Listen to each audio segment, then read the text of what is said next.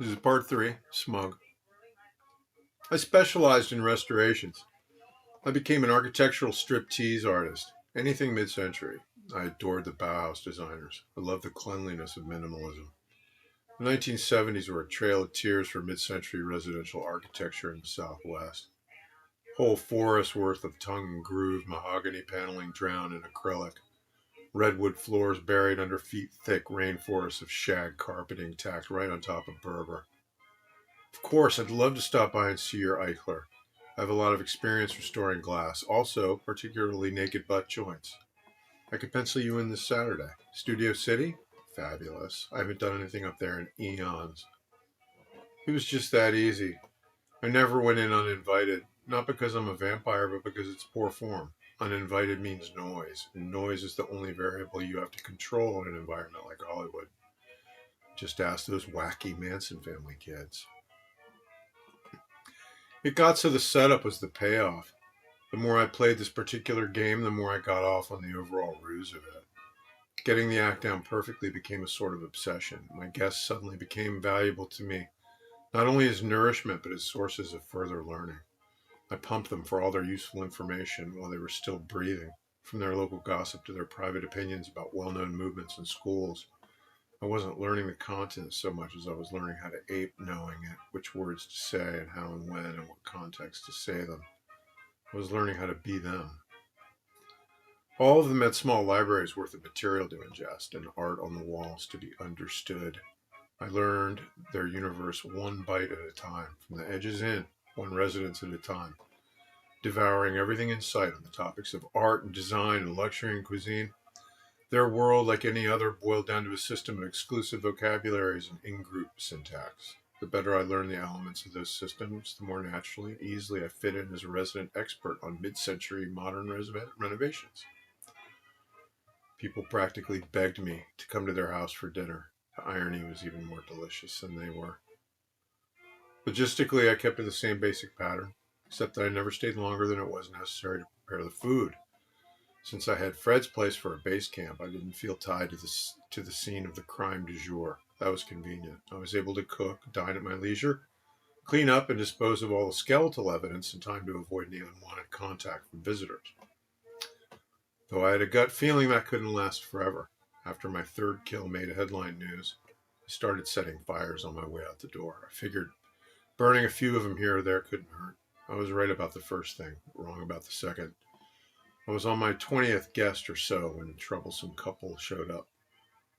What made me vulnerable to them, in retrospect, was my blooming, genuine appreciation for the SoCal school of mid-century modernist vernacular. I wasn't just imitating them anymore. I was becoming one of them. This dawned on me one evening with a particular sense of horror. As I read a contemporary critic's review of a particular residence in Laurel Canyon and found myself saying out loud, "You're so full of shit, you wouldn't know a Lautner from a Neutra if I nailed a cement cast clamshell to your forehead." I had never uttered anything so smug in my life. I looked in the mirror at it as an automatic reflex to make sure it was still me. "What's happening to you?" I asked the reflection staring back at me. But it was rhetorical. I already knew. I was becoming smug. The other clue that I was becoming smug, either by prolonged exposure to and forced study of the rarefied world of the elite, or by some cellular transfer of information enabled by the very act of digesting them. You are, after all, what you eat. Was my relatively new practice of preparing tongue goulash, Richard Neutra's favorite dish, using the current residence of his designs as my source of ingredients. The first time I tried that was my high water mark. That was peak smug. Even more smug, I started discriminating to favor Neutra fanatics as my honored house guests. I regretted not having that supplementary information earlier than I did. Queen Fred's tongue would have been exquisite in that particular dish. But you live and learn. My last guests before I departed LA for good were a young couple vacationing from Michigan. They introduced themselves as newlyweds, but that was obviously a lie. They moved with the counterbalance of a couple married 20 years or longer, anticipating all of each other's moves and verbal responses. Were they not so natural, they would have seemed choreographed. They put off a consistent frequency of marrow-deep, old-money smugness, too, one that burned right through their carefully crafted hippie disguise. I couldn't tell whether they came to it by diet or upbringing. In the past, I wouldn't have even wondered about such a question. He was a giant, slouchy kerfuffle of a man not a day over 40, with a free-range neck beard, long hair tied back in a ponytail, tied again into a top knot. And he had one of those Amish Qaeda beards. He said his name was Jim. He walked in dainty steps perched way up on the balls of his feet, and every step he took jiggled his nipples against his shirt in a way that made me more and more angry. I wanted to cut those boobies off and eat them raw right there on the spot with him watching me. It was all I could do to contain myself. In the end, the only way I could keep from snuffing him too early was to focus my attention on the little missus. Her name was Beth. She wore a floral print gypsy blouse, a wraparound skirt, and a worn old pair of Birkenstock sandals, ostensibly to contain all the hair she had growing on the tops of her feet. Her bangs seemed way too high, and her facial features all pinched together slightly toward her nose, as if God intended for her to have Down syndrome, but then changed his mind at the very last second. She had a prominent unibrow, too, with its own arresting presence and personality. Of course she did. It insisted on itself, commanding attention in a way that left you with the impression you were speaking to two people, not just one. I was speaking to the unibrow, and I was speaking to the almost mongoloid fetal alcohol eyes darting back and forth beneath it. They were disparate entities, each named Beth. Had I my wits about me, I would have taken one look at her and closed the door without further conversation. "We saw your Nutra from the road," she announced as they came through the door. "I told Jim as soon as we saw it, we had to ask if we could have a tour. I think it's probably my favorite so far." We knew as soon as we looked into each other's eyes it was going to be a fight to the death. Don't ask me. We just knew. It was a foregone conclusion. It was in the air. Game recognizes game, I guess. Maybe it's pheromonal. I can't tell you what it was with those two exactly, except we already knew one another. We were lions meeting by chance at a waterhole. The air was so charged, it felt like walking under power lines. As we waded through the miasma together from room to room, enjoying in our mutual ruse, I had the distinct feeling that Jim was waiting for something specific from Beth, a signal of some sort, some physical sign or magic word they agreed on in advance. I took them through the house room by room, highlighting the important design features in Nutra's vernacular the way old Queen Fred would have done when I first met him so long ago. All the while keeping a direct line on the details of my surroundings, dialing each into a situational awareness matrix oriented for forward escape. She went on and on about the lines in the house and the use of space. She knew all the right words, but she wasn't selling them, not for lack of skill, but for lack of luster, as if the role of fascinated newlywed tourist lost all of its flavor a long time ago. It was flawlessly rehearsed, and I noticed as we moved around the property how she used the house as a seeing stone, through which to envision and gradually define a narrow subset of the general population, gifted enough to comprehend the simultaneous implosion and explosion of a cube.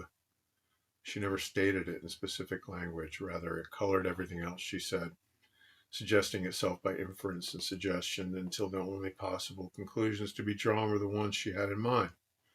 She was grooming me for sale with a subtle language of inclusion, and the population of us got smaller and smaller thereby, until we three standing in the den were the only ones with any sense or any good taste anywhere in the universe. We were the lions, and everyone else was an antelope or an impala. At least, that seemed to be what she was getting at. Admittedly, she lost my attention there for a moment. I was carefully watching her reposition her hands on the backrest of a wooden chair in the library. They weren't hands fumbling for a place to rest. They were looking for a good sturdy grip. Maybe one sturdy enough to lift that chair over her head and throw it at me, or just brain me with it. I could see it plain as day in her fetal alcohol syndrome eyes. Thankfully, I was able to preclude that by catching her in a reverse Rapunzel as we stepped back out from the compressed space of the library into the mind-blowingly expansive living room. She had tilted her head back to admire the view of the pool and surrounding gardens through the plate glass. What ensued was an awkward slow-motion anti-ballet in which we all tried to kill one another. Predictably, Beth sprang into action as soon as I grabbed her by the ponytail. It felt like grabbing hold of a wild pig stuck in an electric fence. We danced around each other, spinning around the room, ring around the rosy style, knocking over lamps and furniture.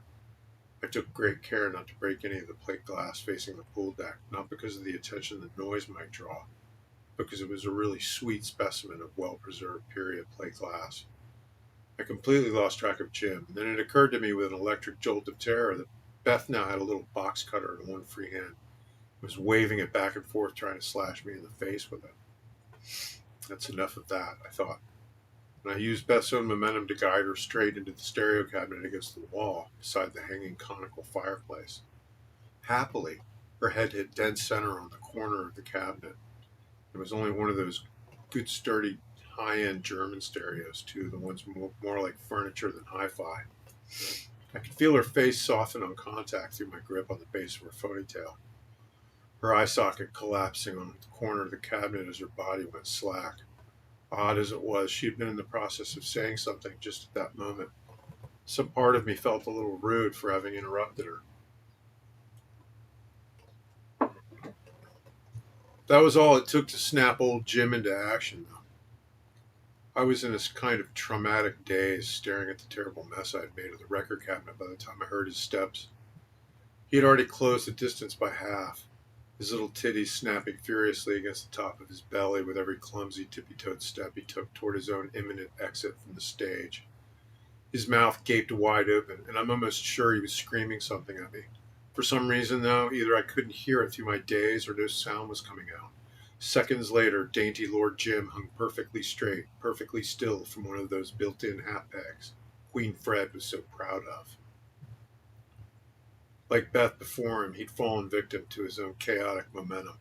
Crouching tiger, hidden cannibal, the house always wins. It was hardly a victory, though.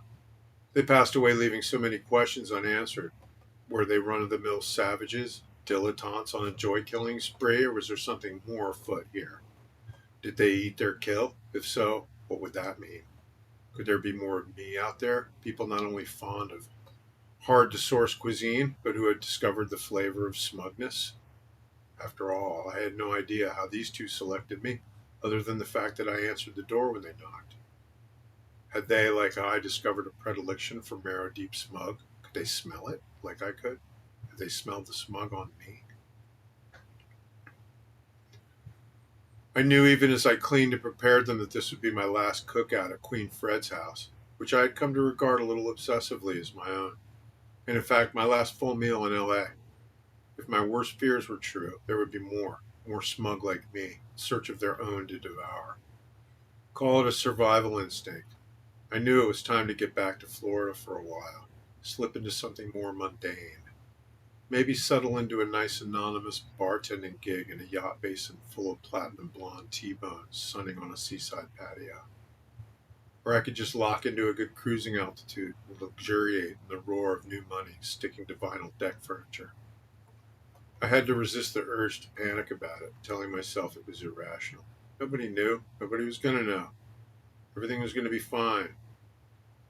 I fixed a big stir-fry with special dumplings I made using Beth's heart, which I minced Michelin fine and kneaded into a paste with scallions and fish sauce.